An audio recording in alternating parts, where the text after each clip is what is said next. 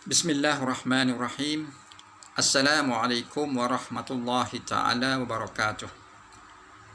Innal hamdalillah nahmaduhu wa nasta'inuhu wa nastaghfiruhu wa natubu ilaih wa na'udzu billahi min syururi anfusina wa min sayyiati a'malina. Man yahdihillahu fala mudhillalah wa man yudlil fala hadiyalah. Asyhadu an la ilaha illallah wahdahu la syarikalah wa asyhadu anna Muhammadan abduhu wa rasuluh. Allahumma salli wa sallim ala sayyidina Muhammad wa ala alihi wa sahbihi ajma'in. Amma ba'd. Alhamdulillah, pertama sekali syukur kita pada Allah Subhanahu wa taala dapat lagi sama-sama kita berjumpa dalam perkongsian ilmu pada hari ini. Dan hari ini merupakan hari yang pertama kita melangkah ke bulan Ramadan, yang mana merupakan bulan yang ditunggu-tunggu oleh umat Islam. Dan hari ini merupakan hari yang pertama kita melaksanakan perintah Allah, iaitu berpuasa di bulan Ramadan. Jadi kita bersyukur pada Allah banyak-banyak di atas segala nikmat yang telah Allah berikan pada kita. Allah panjangkan usia kita, Allah sehatkan tubuh badan kita, dapat kita berjumpa dengan Ramadan pada kali ini. Dan kita berdoa mudah-mudahan Allah jadikan kita hamba-hamba Allah yang dapat melaksanakan ibadat dengan sebaik mungkin dan istiqamah dalam melaksanakan ibadat, terutamanya di sepanjang Ramadan ini, insya-Allah. Jadi untuk hari ini kita cuba berkongsi sedikit berkaitan dengan bulan Ramadan, iaitu kita ingat bahawasanya Ramadan ini kita sedia maklum merupakan bulan ibadat, ataupun dia panggil pesta ibadat, yang mana bila kita masuk bulan Ramadan, maka kita dianjurkan dan kita digalakkan supaya memperbanyakkan melakukan ibadat kepada Allah Subhanahu wa taala. Tak kiralah ibadat wajib ataupun ibadat sunat, yang penting kita cuba melaksanakan dengan sebanyak yang mungkin. Jadi ibadat ni terlalu banyak. Tak cuma untuk hari ini kita cuba fokuskan kepada ibadat-ibadat yang boleh dikatakan agak besar, agak pentinglah untuk kita melaksanakannya di sepanjang Ramadan ini. Jadi yang pertama untuk kita berkongsi pada hari ini ialah, yang pertama, bila masuk bulan Ramadan, ibadat yang wajib kita lakukan dengan sempurna ialah kita kena berpuasa di bulan Ramadan. Hak ni hak paling besar sekali. Bila masuk bulan Ramadan, kita kena ingat, perkara pertama kita kena ingat bila masuk bulan Ramadan, kita kena berpuasa. Sebab Ramadan ini orang panggil bulan puasa. Jadi kita kena melaksanakan ibadat puasa sepanjang Ramadan. Sebab Allah sendiri telah perintah pada kita untuk melaksanakan ibadat puasa bulan Ramadan. Allah sebut dalam surah Al-Baqarah yang berbunyi, a'udzubillahi minasyaitonirrajim, ya ayyuhalladzina amanu kutiba alaikumusiyam kama kutiba alal ladzina min qablikum la'allakum tattaqun. Yang bermaksud, wahai orang yang beriman, diwajibkan ke atas kamu berpuasa sebagaimana diperintahkan kepada umat-umat terdahulu, mudah-mudahan kamu mendapat ketakwaan. Jadi jadi ini merupakan dalil yang menunjukkan bahawasanya Ramadan ini adalah perkara yang wajib, ibadat yang diwajibkan ke atas umat Islam. Jadi kita bila masuk Ramadan, hak besar sekali kita kena ingat, kita kena berpuasa di bulan Ramadan. Jangan kita sengaja meninggalkan puasa tanpa ada sebarang keuzuran. Tak boleh nak tinggal kecuali kita ada keuzuran. Contohnya, orang perempuan, dia datang haid ataupun datang bulan dan sebagainya, maka mereka dibenarkan untuk tidak berpuasa, tetapi kena ganti pada bulan-bulan yang lain. Contoh lagi, orang sakit. Orang sakit tak boleh nak puasa dengan penyakit dia, maka dia bolehlah berbuka dan kena ganti pada masa yang lain. Orang tua yang tak mampu nak puasa, tak tua sangat, maka mereka dibenarkan, diberi kelonggaran untuk mereka berbuka puasa, tapi mereka kena ganti. Tak mampu ganti, tak mereka boleh membayar fidyah. Tapi bagi kita yang tidak ada sebarang keuzuran, maka kita kena berpuasa. Berpuasa sepenuh, tak penuh sebulan. Jangan puasa jaga-jaga. Tak kena puasa penuh sebulan, bermula Ramadan sampailah akhirnya tak Ramadan.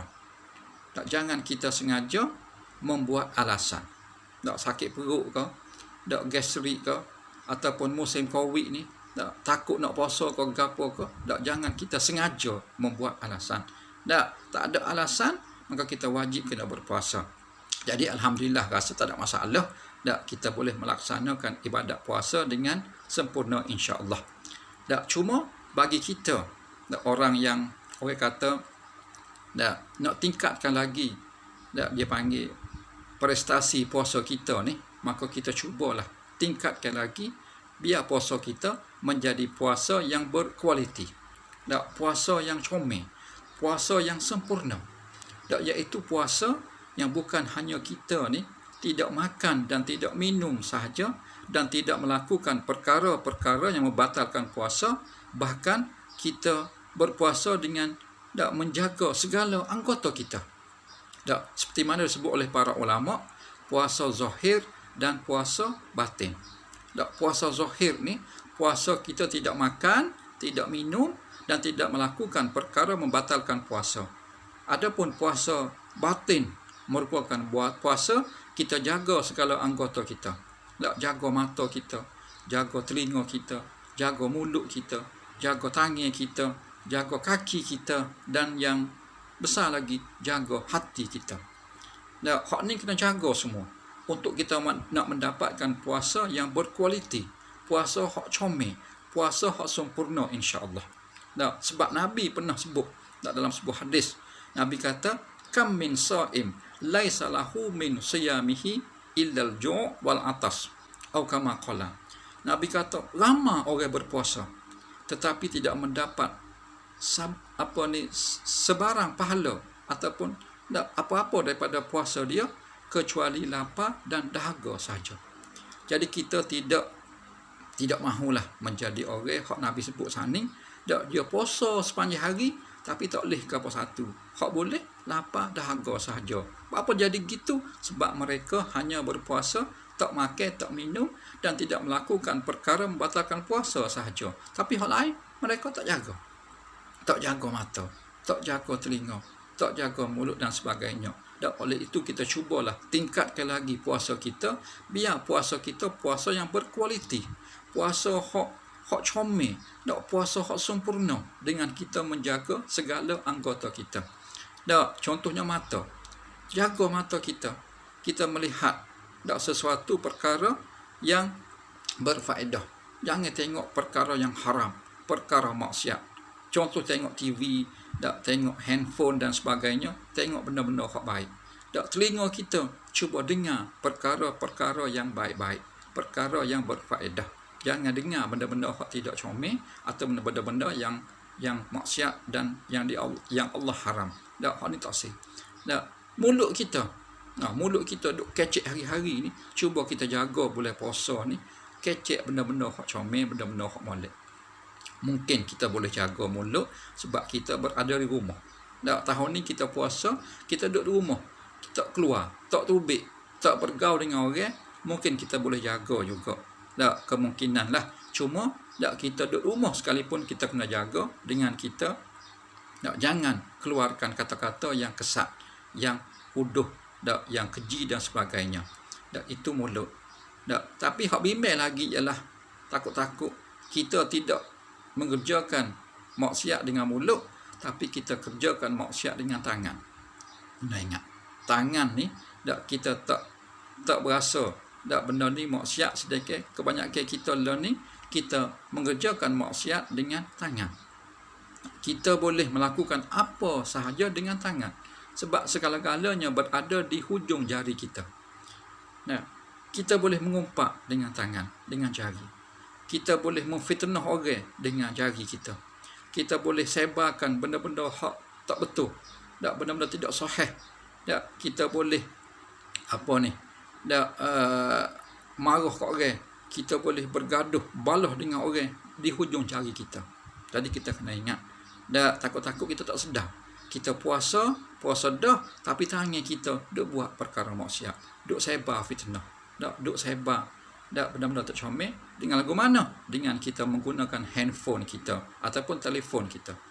Hari-hari duk pegang handphone, duk sebar fitnah. Duk pegang handphone, duk sebar benda-benda perkara tak sahih. Benda-benda hak berdusta dan sebagainya. Kita balah dengan orang, kita maki orang dalam handphone kita, menggunakan jari kita. Hak ni boleh mengurangkan pahala kita. Jadi kita cuba ingat, kita cubalah perbaiki puasa kita, biar puasa kita puasa yang berkualiti. Jaga segala benda-benda hak haram. Tak kira lah segala anggota kita, di samping kita tidak makan, tidak minum, insya-Allah mudah-mudahan puasa kita menjadi puasa yang berkualiti insya-Allah, dan mendapat yang Allah sebut tadi, la'allakum tattaqun. Mudah-mudahan kamu bertakwa insya-Allah. Itu yang pertama. Yang kedua, di antara ibadat yang kita nak sentuh pada hari ini, yang mana kita perlu juga perbanyakkan lakukannya di sepanjang Ramadan, iaitu bila kita masuk Ramadan ini, benda yang kita kena perbanyakkan buat ialah kita cubalah perbanyakkan membaca Al-Quran ataupun bertadarus Al-Quran. Sebab kita tahu dah sedia maklum bahawasanya Ramadan ini bulan yang Allah pilih untuk diturunkan Al-Quranul Karim, yang mana merupakan kitab yang paling mulia. Jadi bila masuk Ramadan, kita cubalah mengagungkan Al-Quran dengan kita perbanyakkan membacanya. Allah sendiri sebut dalam Al-Quran bahawasanya Allah telah turunkan Al-Quran dalam bulan Ramadan. Yang berbunyi, a'udzubillahi minasyaitonirrajim, syahrul ramadhan alladzi unzila fihi al-Quran hudan lin-nas wa bayyinatin minal huda wal furqan. Allah kata bulan Ramadan yang mana Allah telah turunkan Al-Quran sebagai memberi petunjuk kepada manusia. Jadi Allah banyak-banyak bulan Allah pilih Ramadan untuk Allah turunkan Al-Quran. Jadi Ramadan dan Al-Quran merupakan perkara yang seiring, duduk sekali. Bukan berpisah, berpisah tiada. Tak boleh nak pisah antara Ramadan dan juga Al-Quran. Jadi kalau kita masuk Ramadan, kita tak baca Quran, berasa tak kena. Berasa tidak sempurna puasa kita.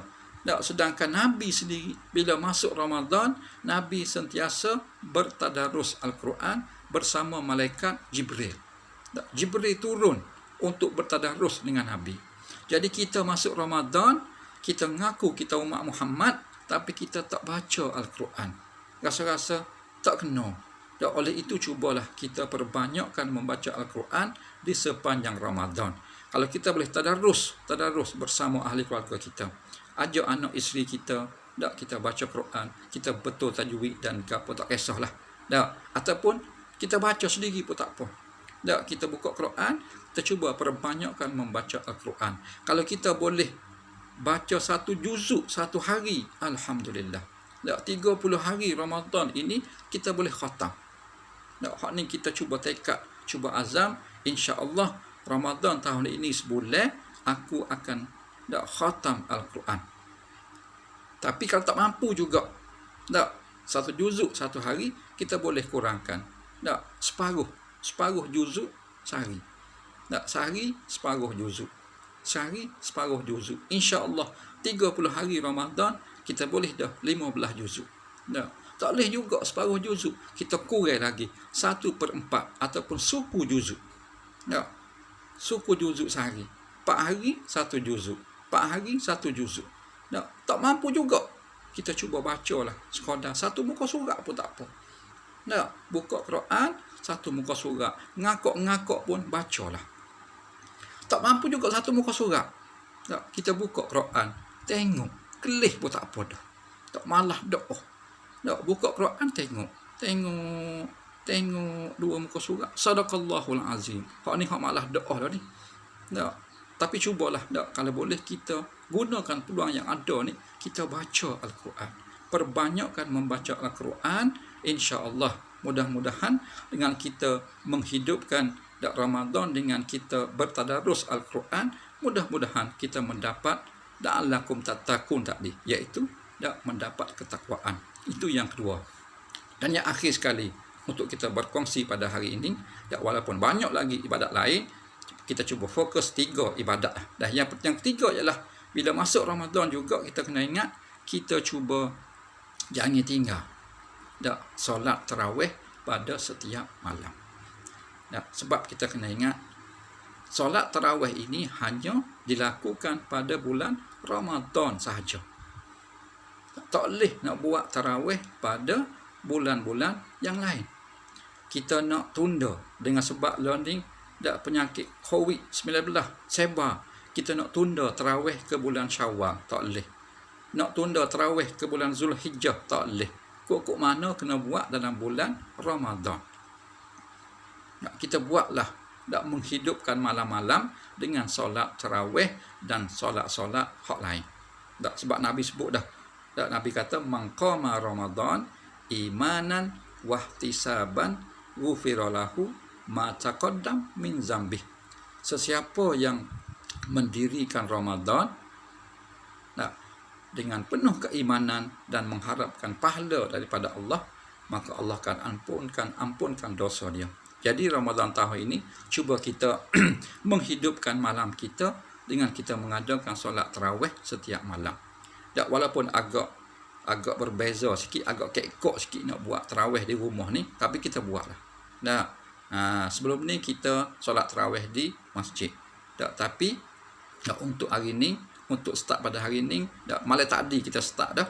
Kita cuba hidupkan solat tarawih setiap malam. Kalau kita boleh berjamaah bersama ahli keluarga kita, alhamdulillah. Kita bacalah. Kalau kita boleh baca panjang, kita baca panjang. Tak boleh baca panjang, baca pendek pun tak apa. Nak tak Al-Quran depan pun tak apa. Kita buatlah sekadar kita mampu.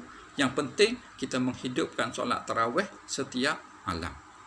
Jangan kita sia-siakan waktu malam kita dengan kita tidak mengerjakan solat tarawih. Dan kita cubalah tambahkan lagi solat-solat hak lain. Kalau kita boleh bangun tahajud dan sebagainya, cubalah kita perbanyak. Yang penting kita menghidupkan malam dengan ibadat yang menghidupkan Ramadan. Jadi rasa itulah kita ambil. Yang ketiga ni iaitu ibadat yang boleh kita melaksanakannya ialah mengerjakan solat tarawih pada setiap malam. Jadi dengan masa yang begitu singkat ini, kita cuba fokuskan pada 3 ibadat yang boleh dikatakan kita perlu ambil berat. Yang pertama tadi ialah bila masuk Ramadan, cuba kita berpuasa dengan sepenuh sepanjang bulan, dan cuba kita tingkatkan lagi prestasi ataupun kualiti puasa kita, biar puasa yang berkualiti, puasa yang comel insya-Allah. Dan yang kedua, bila masuk Ramadan juga kita cuba perbanyakkan membaca Al-Quran, bertadarus Al-Quran. Jangan kita tak sentuh langsung Al-Quran. Dan yang ketiga, bila masuk Ramadan, kita cubalah hidupkan malam-malam dengan solat tarawih pada setiap malam. Itu di antara ibadat yang kita cuba kongsikan pada hari ini. Dan hak lain tu banyak lagi lah. Ibadat kita boleh buat, tak kira lah bersedekah ke, membaca berselawat ke, berzikir ke, tak kisahlah, kita buatlah hak lain-lain. Yang penting kita ingat Ramadan ini bulan ibadat, pesta ibadat. Walaupun kita berada di Ramadan tahun ini agak berbeza dengan Ramadan tahun lepas, tapi boleh kita buat. Walaupun kita berada di rumah, cuba kita laksanakan ibadat sekadar yang kita mampu untuk kita menghidupkan Ramadan dengan mengerjakan pelbagai ibadat insya-Allah. Jadi rasa itulah saja sekadar perkongsian untuk hari ini. Insya-Allah ada kesempatan kita sambung semula pada pertemuan untuk kali akan datang. Minta maaf lah sekiranya sepanjang perkongsian ini ada tersalah kata, tersilap bahasa, apa-apa pun. Insya-Allah cuba kita muhasabah di kita agar kita mendapat iktibar daripada apa yang kita perbincangkan tadi. Insya-Allah mudah-mudahan kita dapat melaksanakan ibadat dengan sebaik mungkin dan mendapat pahala pada Allah SWT. Jadi rasa itulah saja daripada saya. Dan akhirnya aku qauli hadza, astaghfirullah li wa lakum. Wassalamualaikum warahmatullahi taala wabarakatuh.